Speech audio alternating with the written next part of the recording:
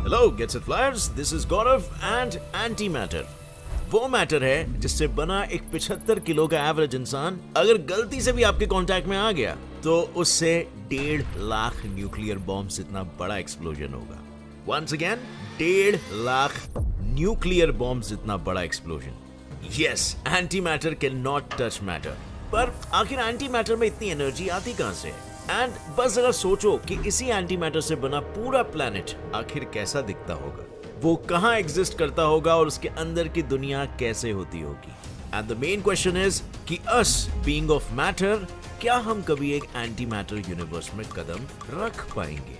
Anyway, एक interesting fact है, did you know कि आपकी खुद की बॉडी हर घंटे करीब 180 एंटी मैटर यानी एंटी इलेक्ट्रॉन्स या पॉजिट्रॉन्स बना रही होती है? तो क्या anti matter universe microscopic form में हमारे ही अंदर बसा हुआ है? इफ यस, तो फिर आखिर क्यों हम खुद ही ब्लास्ट नहीं हो जाते? वेल, ये एंटी मैटर की दुनिया ना कहीं पर भी बसी हो, लेकिन आज मैं गौरव आपको ले चलूंगा ये दिखाने कि what would an anti matter universe exactly look like. So come on, fasten your seat belts and let's ride along। अब फ्रेंड्स, वीडियो में आगे बढ़ने से पहले इसी वीडियो में मैं आपको आगे टेस्ला, यस दुनिया की फास्टेस्ट ग्रोइंग कंपनी के शेयर्स भी दूंगा फ्री में आगे। बट वेट, अभी जस्ट हमने बात की 1.5 लाख एटम बॉम्ब्स जितने बड़े एक्सप्लोजन की। डोंट यू थिंक हमें वहां जाने से पहले इस एंटी मैटर और उससे बने यूनिवर्स के बारे में एटलीस्ट कुछ बेसिक जानकारी दिमाग में रख लेनी चाहिए, जस्ट टू बी प्रिपेयर्ड। सो क्या होता है ये एंटी मैटर? वेल, जब बिग बैंग हुआ था ना, तब 2 तरह के पार्टिकल्स बने थे इन इक्वल अमाउंट्स। एक था मैटर, जो अगर लेट्स से प्रोटॉन्स, न्यूट्रॉन्स और इलेक्ट्रॉन से बना होता है, तो दूसरा आधा था एंटी मैटर, जो एंटी प्रोटॉन्स, एंटी न्यूट्रॉन्स और एंटी इलेक्ट्रॉन से बना हुआ होता है, ताकि यूनिवर्स में स्टेबिलिटी बरकरार रहे। पर क्या ये दोनों किस्म के पार्टिकल्स हर मामले में एक दूसरे के ऑपोजिट होते हैं?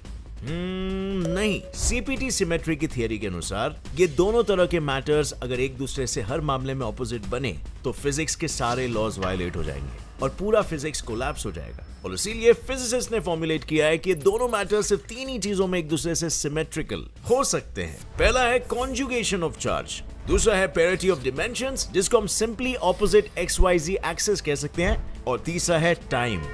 बाकी वहां फोर्सेस और एनर्जी का लेन देन बिल्कुल हमारे यूनिवर्स जैसा ही चलता है, pretty much like how square roots work, जिसमें अगर आप 4 का स्क्वायर रूट निकालो तो उसके 2 आउटकम्स निकलते हैं, +2 एंड -2, जो इक्वल ही है, बस उनका चार्ज ऑपोजिट है।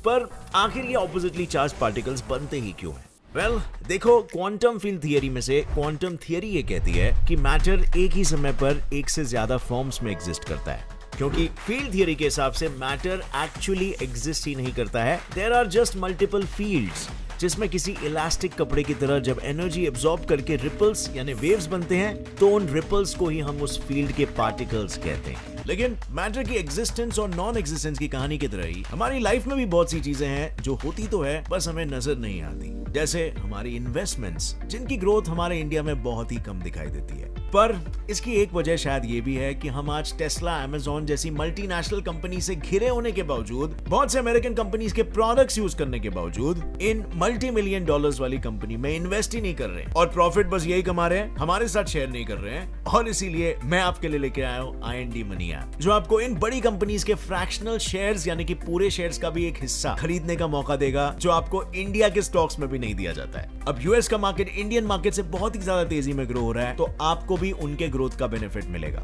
स्टॉक इन्वेस्टिंग की कॉम्प्लिकेटेड प्रोसेस को एकदम इजी बना लेता है। 0 account opening fees, maintenance fees और ब्रोकरेज चार्ज है। और IND मनी और गेट्स इट फ्लाई मिलकर आपके लिए लेकर आए हैं फ्री टेस्ला के shares. Yes, fastest growing company Tesla के शेयर्स, जिनके लिए आपको सिर्फ इस ऐप को नीचे डिस्क्रिप्शन लिंक से डाउनलोड करना है या फिर प्ले स्टोर से इसे डाउनलोड करके मेरा special code GSF Tesla use कर सकते हो और ये फ्री शेयर्स पा सकते हो। तो देर इस बात की है, डिस्क्रिप्शन लिंक से डाउनलोड करो and explore this superior way of investment. Now coming back to the field theory, जो कहती है कि मैटर एग्जिस्ट ही नहीं करता है। इसको मैंने ब्यूटीफुली एक्सप्लेन किया है बहुत सारे पिछले क्वांटम मैकेनिक्स के वीडियोस में, जिसे आप जस्ट YouTube पे सर्च करके फाइंड आउट कर सकते हो, get set fly science quantum mechanics या get set fly quantum theory. But इस वीडियो के लिए मैं एक एग्जांपल देके आपको सिंपल शब्दों में समझाता हूं। अगर इलेक्ट्रोमैग्नेटिक फील्ड में रिपल्स बने, जो कि एक अलग ही फील्ड है, तो उन रिपल्स को हम फोटोन पार्टिकल्स कहते हैं। और क्वार्क फील्ड, जो कि एक अलग फील्ड है, में रिपल्स बने तो हम उन्हें क्वार्क पार्टिकल्स कहते हैं, जो 6 तरह के होते हैं। जब इन्हीं 6 में से कोई भी 3 क्वार्क अलग अलग परम्यूटेशन कॉम्बिनेशन में साथ आते हैं तो उनसे अलग अलग सब एटॉमिक पार्टिकल्स जैसे कि प्रोटॉन्स और न्यूट्रॉन्स बनते हैं। लेकिन न्यूटन के सेकंड लॉ के अनुसार हर एक्शन का एक इक्वल और ऑपोजिट रिएक्शन होता है। यानी यहाँ जैसे ही क्वार्क्स बनते हैं उनके मिरर काउंटरपार्ट्स एंटी क्वार्क्स भी उसी के साथ बनते हैं, जिनका बस चार्ज और स्पिन ऑपोजिट होता है। मतलब एंटी प्रोटॉन जो होगा वो प्रोटॉन जितना ही भारी होगा, बस उसका चार्ज नेगेटिव होगा, और एंटी इलेक्ट्रॉन या पॉजिट्रॉन जो होगा वो इलेक्ट्रॉन जितना ही हल्का होगा, बस पॉजिटिवली चार्ज्ड होगा। एंड आई नो ये काफी सिंपल साउंड कर रहा होगा, पर असल में ये इतना सिंपल भी नहीं, क्योंकि जब ये सेम येट ऑपोजिट पार्टिकल्स बनेंगे तो एक दूसरे के पास आते ही क्या होगा। ये फॉर्मूला देख सकते हो आप, +2 + -2 = 0, यानी कि डिस्ट्रॉय ईच अदर। और जितनी भी एनर्जी इन पार्टिकल्स के बनने में इस्तेमाल हुई थी वो सारी बाहर फेंकी जाएगी in the form of radiations, जिस प्रोसेस को फिजिसिस्ट कहते हैं annihilation. But wait a minute, अगर ऐसा हुआ तो फिर बिग बैंग के तुरंत बाद ही सारा मैटर और एंटी मैटर एनहाइलेट कैसे नहीं हुआ? क्या वजह है कि आज यूनिवर्स में मैटर तो भर के है मगर एंटी मैटर नेग्लिजिबल है? वेल, इसके पीछे 2 थियरीज हैं। नंबर 1, हिग्स बोसॉन पार्टिकल्स ने उन्हें डिस्ट्रॉय कर दिया। Number 2, matter and anti matter on opposite sides of big bang. पहले बात करते हैं हिग्स हाइपोथेसिस की, जिसके अनुसार क्वार्क फील्ड की तरह एक हिग्स फील्ड भी होती है, जिसमें जब रिपल्स बनते हैं तो उन पार्टिकल्स को हम हिग्स बोसॉन्स कहते हैं। ये हिग्स बोसॉन्स इतनी एनर्जी एब्जॉर्ब करके बनते हैं कि जब वो इस एनर्जी को रेडिएशन के फॉर्म में रिलीज करके वापस अपने रेस्टिंग स्टेट में जा रहे होते हैं, तब उस रिलीज एनर्जी से क्वार्क फील्ड में एक्स्ट्रा रिपल्स बनते हैं, जिससे एक्स्ट्रा मैटर बनता है। यानी बिग बैंग की एनर्जी से तो क्वार्क फील्ड में रिपल्स आए ही, और मैटर एंटी मैटर की जोड़ियां भी बनी, लेकिन साथ ही नीचे से हिग्स फील्ड में भी रिपल्स आए, जिससे बने हिग्स बोसॉन्स ने एक्स्ट्रा अमाउंट में नॉर्मल मैटर बनाया। इस एक्स्ट्रा मैटर ने आगे चल के ज्यादातर एंटी मैटर को एनहाइलेट कर दिया, leaving only the originally formed matter behind. Now the second theory is matter and antimatter on opposite sides of Big Bang. Quantum physicist नील टूरॉक के अनुसार जैसे नंबर सिस्टम में सेंटर में 0 होता है और उसके एक तरफ पॉजिटिव नंबर्स होते हैं, दूसरी तरफ सेम मैग्नीट्यूड के लेकिन ऑपोजिट चार्ज वाले नेगेटिव नंबर्स होते हैं। कुछ उसी तरह एक किस्सा बिग बैंग के वक्त भी हुआ था। नील का कहना है कि जब बिग बैंग हुआ तब एक डायरेक्शन में हमारा नॉर्मल मैटर वाला यूनिवर्स एक्सपैंड हुआ और उसके ऑपोजिट डायरेक्शन में एंटी मैटर वाला यूनिवर्स। यानी ये एंटी मैटर यूनिवर्स बस हमारे यूनिवर्स का मिरर इमेज होगा, जहां अगर हमें जाना है तो टेक्निकली पास्ट में 14 बिलियन ईयर्स पहले हमें जाना होगा beyond big bang. So essentially big bang वो 0 है और आप समय के नंबर लाइन में 1 2 3 4 करके 14 बिलियन ईयर्स आगे पहुंच चुके हो। सो आपको 14 से पहले 0 में जाना होगा और फिर ही 0 के बाद -1, -2, -3 स्टार्ट होगा, मतलब एंटी मैटर की दुनिया। एंड क्योंकि ये दोनों ऑपोजिट डायरेक्शन में, इसीलिए दोनों कभी भी एक दूसरे के कांटेक्ट में नहीं आ सकते, और क्योंकि एक दूसरे के कांटेक्ट में नहीं आए तो ये कभी एक दूसरे को एनहाइलेट भी नहीं करेंगे। अब नेक्स्ट सवाल आता है कि हम एंटी मैटर की दुनिया में जाएंगे कैसे? वेल, थियोरेटिकली देखा जाए तो हम बिग बैंग के उस पार सिर्फ तभी जा सकते हैं अगर हम लाइट की स्पीड से ट्रैवल करें। बिकॉज थियोरी के हिसाब से अगर आप लाइट की स्पीड में ट्रैवल करते हो तो समय आपके लिए रुक जाता है, और लाइट की स्पीड से आप फास्ट ट्रैवल करोगे तो आप समय में पीछे जा सकते हो। And even then it would take hell a lot time, क्योंकि बिग बैंग हुआ था 13.8 बिलियन लाइट ईयर्स पहले। एंड इसीलिए the only option we have is, जो हमें इंस्टेंट रिजल्ट दे सकता है, वो है a worm hole. Worm hole universe के स्पेस टाइम फैब्रिक को बेंड करके हमें आसानी से यूनिवर्स के दूसरे छोर पर लेके जा सकता है, but it's not so easy. हम मैटर के बने हुए लोग अगर वहां पर कदम भी रखते हैं तो सब कुछ एक्सप्लोड हो जाएगा। सो क्या हमारे पास उससे बचने के लिए कोई ट्रिक है? वेल, इधर आओ, कान को थोड़ा यहां पे लाओ। यस, है। Techniques to survive in the antimatter universe. European council for nuclear research या CERN में 2008 से ही लार्ज हैड्रॉन कोलाइडर यानी LHC को चलाकर कई एंटी प्रोटॉन्स बनाए जाते हैं, और उन्हें LHC के इनर वॉल्स यानी कि नॉर्मल मैटर के कांटेक्ट में आने से रोकने के लिए पेनिंग ट्रैप नाम के एक स्ट्रॉन्ग मैग्नेटिक डिवाइस की मदद से मिड स्पेस में ही सस्पेंड किया जाता है। यानी सिंपली कहूं तो स्ट्रॉन्ग मैग्नेटिक फील्ड से मैटर और एंटी मैटर को दूर रखा जा सकता है, लेकिन इसमें लगेगा ऑब्वियसली बहुत सारा एनर्जी।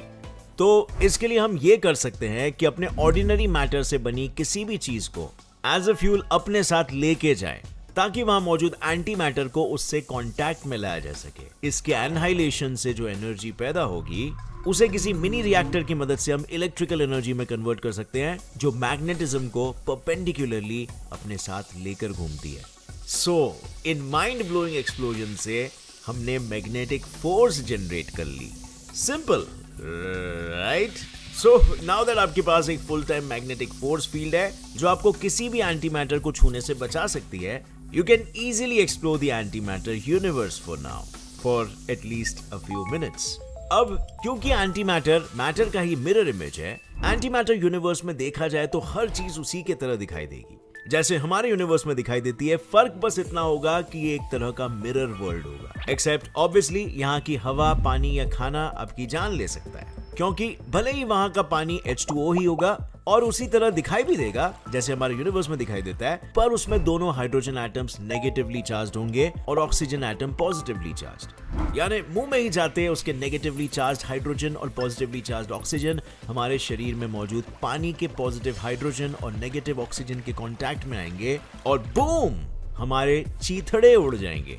सो थोड़ा बहुत घूम सकते हैं, लेकिन भूख लगेगी तो फिर से वापस घर निकलना पड़ेगा। अब भाई लोग, क्या आपको पता है हमारे यूनिवर्स में एंटी मैटर इतना महंगा है कि आप इसके बस 1 ग्राम क्वांटिटी से पूरे चाइना जैसे देश को 3 बार खरीद सकते हो। And no, I am not joking, it's true. बस 1 ग्राम एंटी मैटर की कीमत 62.5 ट्रिलियन US डॉलर्स है, चाइना की टोटल GDP का 3 गुना। No wonder it is the costliest material on earth. पर आखिर क्यों है ये इतना costly? Well, because of 2 reasons, rarity and antiqueness. Rarity इसीलिए क्योंकि Fermilab का Tevatron पार्टिकल एक्सेलरेटर अब तक सिर्फ 15 नैनोग्राम जितना ही एंटी मैटर प्रोड्यूस कर पाया है। CERN के LHC ने बनाया है सिर्फ 1 नैनोग्राम और जर्मनी के ड्यूशे इलेक्ट्रॉनन सिंक्रोट्रॉन ने बनाया है अप्रोक्सीमेटली 2 नैनोग्राम्स। मतलब इन टोटल सो फार सिर्फ इतना ही एंटी मैटर हम बना पाए हैं कि उसकी एनहाइलेशन एनर्जी से कुछ लाइट बल्ब्स ही जला पाए। और एंटीकनेस इसीलिए क्योंकि भाई हम इन एंटी मैटर सोवेनियर्स को एटलीस्ट 14 बिलियन साल पास से लेकर जाने वाले हैं। I mean, अगर हम पृथ्वी को बिना उड़ाए उसे सेफली यहाँ ला पाए तो। क्या हमें एंटी मैटर के लिए एक्चुअली इतना टाइम ट्रैवल वगैरह करना पड़ेगा? Yes, I mean after all हमारी खुद की बॉडी हर घंटे करीब 180 एंटी इलेक्ट्रॉन्स या पॉजिट्रॉन्स बनाती है, वो भी सिंपली केले खा के। Yes, that's one mind-blowing fact. Actually, bananas और अन्य कई फूड आइटम्स में पोटेशियम और कार्बन के हेवी रेडियो एक्टिव आइसोटोप्स मौजूद होते हैं, जो जब डीके होते हैं तो पॉजिट्रॉन एमिट करते हैं। अब वो अलग बात है कि हम इन्हें डिटेक्ट नहीं कर सकते, क्योंकि बनते ही ये पॉजिटिवली चार्ज इलेक्ट्रॉन्स या पॉजिट्रॉन्स हमारे शरीर के नॉर्मल इलेक्ट्रॉन से टकरा कर गायब हो जाते हैं और पीछे रह जाती है बस energy in the form of gamma radiations. खैर, now that you know almost everything about the antimatter and its universe, एक alternative perspective है जो I think हम सभी को सोचना चाहिए। What if हम उस गहरे पानी में रहने वाली मछली के तरह हैं, जिसे ये लगता है कि पानी में तैरने के लिए जो फिजिक्स के लॉज इस्तेमाल होते हैं बस वही यूनिवर्सल लॉज है। हालांकि मछली को क्या पता कि clearly there is a world out there on the land and in the air, जहाँ रहने वाले जीवों को पानी की buoyancy ना मिलने के कारण हर रोज ज्यादा ग्रेविटी का सामना करते हुए चलना पड़ता है। यानी सिंपली पुट, क्या हम फिजिक्स कोलैप्स होने के डर से एंटी मैटर पर जबरदस्ती अपने फिजिक्स के लॉस थोपकर अपने नॉलेज को लिमिट कर रहे हैं? एंड क्या हम एंटी मैटर यूनिवर्स की तलाश में 13.8 बिलियन ईयर्स पीछे जाने को तैयार हैं? एंड व्हाट इफ वो यूनिवर्स मैटर है और हम एंटी मैटर? आपको क्या ख्याल है इस बारे में? लिखिए अपना जवाब नीचे कमेंट सेक्शन में। And don't forget to get your free Tesla shares, जिन्हें पाने के लिए नीचे एंडी मनी का लिंक क्लिक करो या फिर प्ले स्टोर से डाउनलोड करो और मेरा कूपन कोड यूज करो। और अगर इस वीडियो से आपको कुछ भी नया सीखने मिला तो एक लाइक जरूर ठोक देना। Gets it by science channel को अभी सब्सक्राइब कर लो अगर ऐसे ही आगे नॉलेजेबल वीडियोस आपको देखते रहने हैं तो। See you in another one, friends. Stay curious, keep learning. Jai Hind.